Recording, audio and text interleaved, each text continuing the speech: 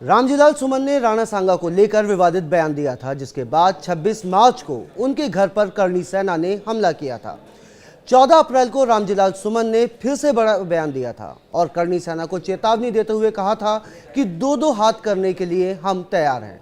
वहीं क्षत्रिय समाज के सभी संगठनों ने बुधवार को एक साथ प्रेस वार्ता कर रामजीलाल के दो दो हाथ वाले बयान पर पलटवार करते हुए कहा कि सुमन जगह और स्थान बताएं, वो तैयार हैं। अखिलेश यादव शनिवार को आगरा पहुंच रहे हैं। अखिलेश यादव सुमन के घर पर परिवार के लोगों से मुलाकात करेंगे और आगे की रूपरेखा तैयार की जाएगी। ऐसे में हंगामा होने के पूरे आसार हैं, जिसको लेकर आगरा पुलिस भी अलर्ट पर है। सुमन के घर और कॉलोनी में मेटल डिटेक्टर मशीन लगाने के साथ ही सैकड़ों पुलिस कर्मियों की ड्यूटी भी लगाई गई है। जो कोई भी कॉलोनी में प्रवेश करेगा उसको बिना लिखत पढ़त के और चेकिंग के अंदर एंट्री नहीं दी जा रही है। साथ ही कई थाने की फोर्स के साथ पीएसी एसओजी के साथ ड्रोन से भी निगरानी रखी जा रही है। समाजवादी पार्टी के राष्ट्रीय अध्यक्ष अखिलेश यादव कल आगरा आएंगे।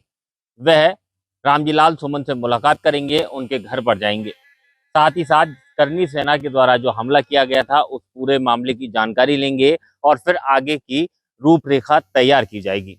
उसको लेकर आगरा में समाजवादी पार्टी के कार्यकर्ताओं ने तैयारियां शुरू कर दी हैं। साथ ही साथ कार्यकर्ताओं के अलावा आगरा पुलिस की भारी तैयारी देखने को मिल रही है, जिससे कि राष्ट्रीय अध्यक्ष अखिलेश यादव जब आगरा में होंगे तो कहीं ऐसा ना हो कि समाजवादी पार्टी के कार्यकर्ता कोई हंगामा करें या फिर करणी सेना के द्वारा कोई हंगामा किया जा सके।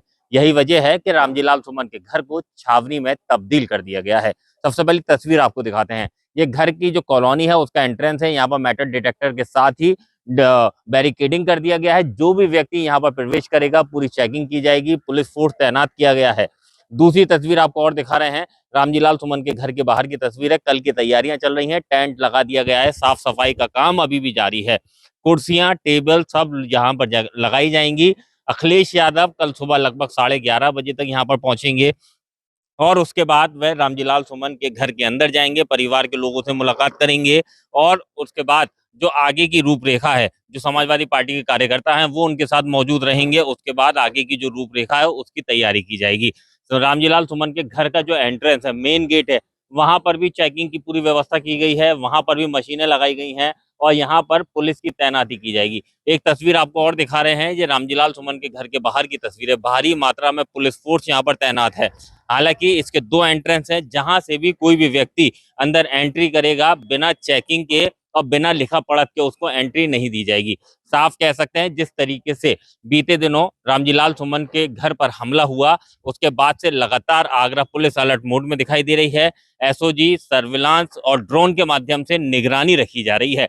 यही वजह है कि लगातार यहाँ पर पुलिस की ड्यूटी लगा दी गई है, फोर्स बढ़ा दिया गया है। हालांकि जिस तरीके से करणी सेना के द्वारा दोबारा हमला करने की बात कही गई थी उसके बाद से आगरा पुलिस लगातार अलर्ट मोड में है। पुलिस का दावा है कि आगरा का माहौल नहीं बिगड़ने दिया जाएगा। यही वजह है कि अखिलेश यादव जब आगरा आएंगे तो उसको लेकर भी पुलिस को अलग अलग जानकारियां मिल रही हैं। एलआईयू के द्वारा नई जानकारी मिली, कहीं कोई हंगामा ना हो सके, समाजवादी पार्टी के कार्यकर्ता अखिलेश यादव को देखकर कोई हंगामा ना करें या करणी सेना के द्वारा कोई प्लान तैयार किया गया हो वो कामयाब ना हो सके, उसको लेकर लगातार आगरा पुलिस अलर्ट मोड में है। यही वजह है कि रामजीलाल सुमन के बाहर भारी मात्रा में पुलिस फोर्स तैनात है, चप्पे चप्पे पर नजर रखी जा रही है। तो उसके अलावा समाजवादी पार्टी के कार्यकर्ता कल की तैयारियों में जुटे हुए हैं।